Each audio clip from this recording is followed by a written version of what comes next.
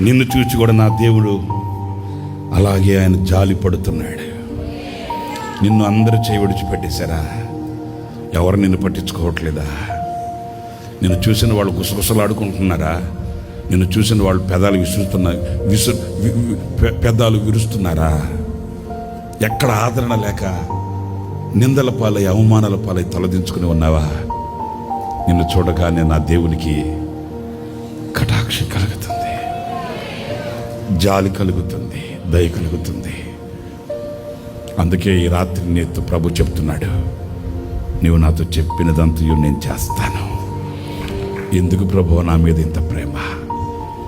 ఏమి చూసావయ్యా నాలో? ఏమున్నది నాలో? ఏమి చూసావు నాలో?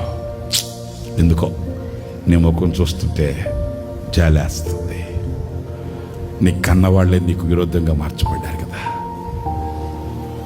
నీ కన్నవాళ్లే నీకు గోతులు తీస్తున్నారు కదా.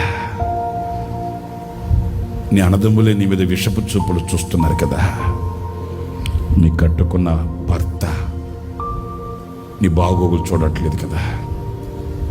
నిన్ను కట్టుకున్న భార్య నిన్ను పరామర్శించట్లేదు కదా. నీ కడుపును పుట్టిన బిడ్డలు దూరంగా ఉంటున్నారు కదా. అందుకే నిన్ను చూస్తే జాలేస్తుంది. చాలామంది జాలేస్తున్నాను అన్నారయ్యా. చాలామంది అన్నారు ప్రభువా. వాళ్ళు మాటల వరకే అంటారు. నేను అట్లా కాదు. ఏం చేస్తావు? నువ్వు చెప్పిందంతా చేస్తాను. హల్లెలూయా.